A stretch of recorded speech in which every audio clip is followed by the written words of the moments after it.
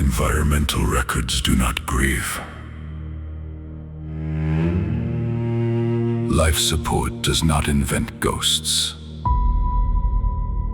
The ship kept counting its crew after every human voice went silent. That was when the mission changed. The first contradiction came from life support. The vessel's internal registry still listed full complement status across all inhabited decks. Not emergency reserve, not evacuation mode. Full complement. Thousands of breathing signatures had been maintained by the system for 6 days after the last outgoing transmission. And not one escape pod had fired. I ordered the data copied to an isolated drive and kept off the primary net. My hands were steady, but my mind had already begun building the only conclusion that fit. The crew had not departed. The crew had not died in any way the ship understood. The crew had remained present enough for the machines to serve them, and absent enough for our eyes to find nothing. The air knew lungs that were not there. The lights obeyed an empty stare. The doors unlocked for unseen hands. The ship still followed crew commands. The crew never left. That is what the record said.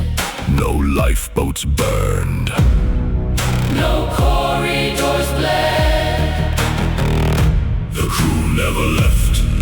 But every room was bare. The ship kept breathing.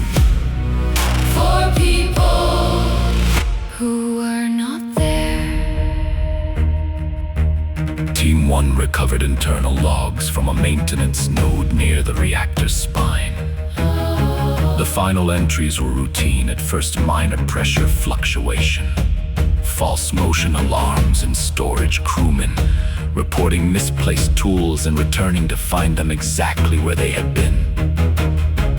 Then came the medical notes. Shared headaches, missing time, synchronized dreams, and a phrase by 37 people who had never been in the same compartment. They wrote that something was standing behind the walls, not hiding, not moving, standing.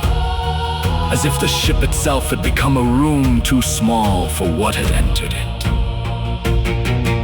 No enemy mark, no hostile name, no boarding scar, no claim of blame. Only crew logs thinning down to words that circled underground.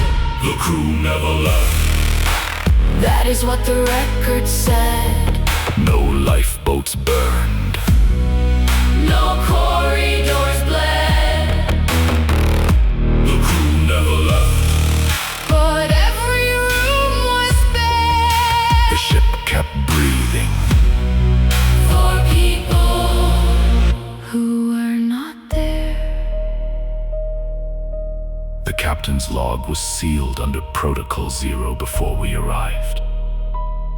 That meant the protocol had not been written for us. It had been written because of them. Someone had heard the final report, buried the report, and sent us in with a clean order and dirty knowledge. I watched the last authorized playback. The vessel's captain sat alone on the bridge, uniform immaculate, face pale under command lighting. He did not look wounded. He did not look mad. He looked like a man trying to speak without letting something else learn the shape of his words. He said, "We are still aboard." Then he looked past the camera and whispered, "But we are no longer alone in ourselves." After that, the feeds began to delay by half a second. Not enough to call interference. Enough to make a Marine turn before his own image turned with him. Enough for a technician to swear she saw a reflection raise its hand when she did not. Enough for my containment officer to ask whether we were still receiving live signal or something pretending to be live signal. I gave the order to halt all non-essential movement. I Sealed the boarding corridor behind Team 2 and told them it was precaution. I did not tell them the life support count had increased by 12 after our arrival. The crew never left. That is what the record said. No lifeboats burned. No corridors bled. The crew never left. Now our names were there. And the ship kept breathing. With strangers in its air. Command finally responded to my inquiry. The answer contained one sentence. Containment remains. Primary. No extraction authorized.